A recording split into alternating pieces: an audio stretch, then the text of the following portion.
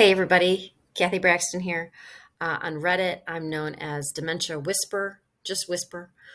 Um, my business is Improv for Caregivers, and my YouTube channel is called Dementia Demos. I truly need to streamline. Anyway, we'll work on that. One of the things I do is I answer questions that are posed in Reddit, and I ask for permission in hopes that whoever I'm helping will also find that there are many other people out there thinking and asking the same question.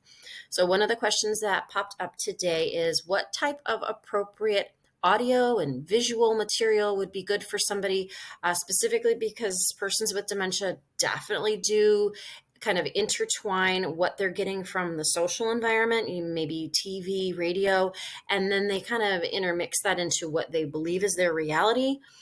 Just spoke with someone today who was working with a resident who kept saying the word fire and no one could figure out why. And they kept asking him, and he wasn't able to say why the word fire was really important to him.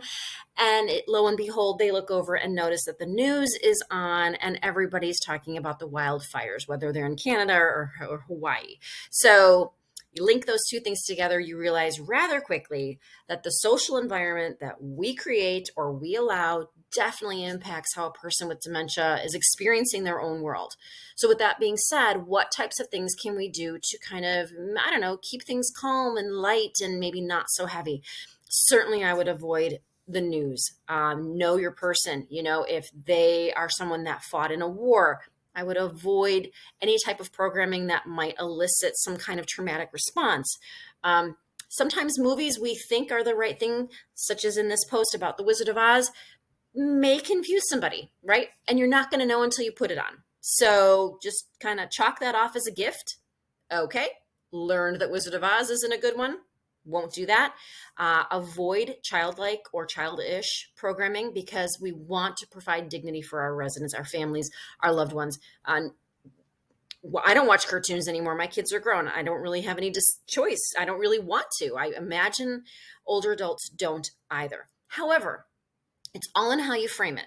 So here's some suggestions. YouTube has a plethora of types of videos you can put in. Nature videos, seascapes, scenic scapes of any area you can think of with music behind it. So there is zero, it's absolutely neutral, right? If your loved one came from Ireland, you can find like an hour-long travel video. You just put in, Ireland, I think it's like 5.0 or something. There's something, it's kind of like an experience, and you can see it. They just travel all through Ireland. There's not any talking. It's music. It's very soothing. You can do that for any country, any city that you think they would enjoy or want to reminisce about. That's fantastic. It's incredibly neutral. It also gives you an opportunity to kind of chime in here and there and talk about places, right? So it gives you some material, some content. Any of the shows that they particularly liked when they were, say, in their 40s, 50s. So there's such a wide range of people living with dementia now that many of my residents are now looking to watch things like The Golden Girls, Bill Cosby Show, Family Feud, Family Ties, shows like that, Gilligan's Island, I have a list at work. So, things like that kind of light and airy and nothing too heavy, right? Those half-hour shows are really, really great. And sometimes you can find full episodes again on YouTube, or you can rent them from your library. Like I said, those audio visual, really nice neutral videos about landscapes, seascapes, any city, any place you want to go to are wonderful. If you put something in as a movie, say Singing in the Rain, and it triggers something and it doesn't work, it's okay. You're constantly learning. We're trying to constantly figure out what is good and what is bad. If you find a winner, stick with it, right? Let that be your go-to if mom or dad are having a difficult day.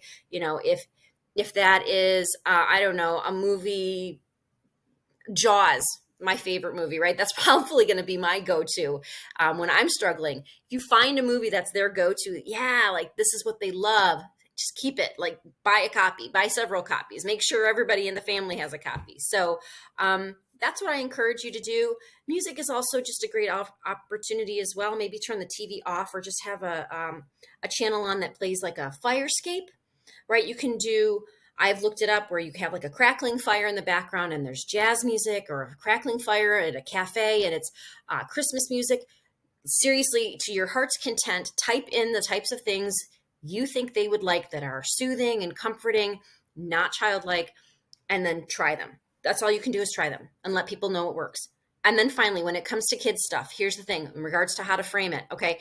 If they really enjoyed Looney Tunes as a kid, or you want to talk about Walt Disney or whatever, then have those videos be something where it's sparking conversation between you. So the reason that you're turning it on is so that you can reminisce about when they watched it or when they played it for their kids.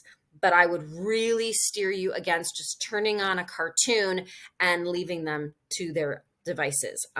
It just is not incredibly dignified. So search for what is best for them and think about what you would want. If you need any more suggestions, please touch base. My email is improv4caregivers@gmail.com. And you can always send me a direct message on Reddit. Like I said, my Reddit account is Dementia Whisper. And I hope that you like, and I think you can subscribe or whatever to these YouTube channels and this channel, and watch as many of these videos as you can. Enjoy them. I hope I'm helping. Thanks again.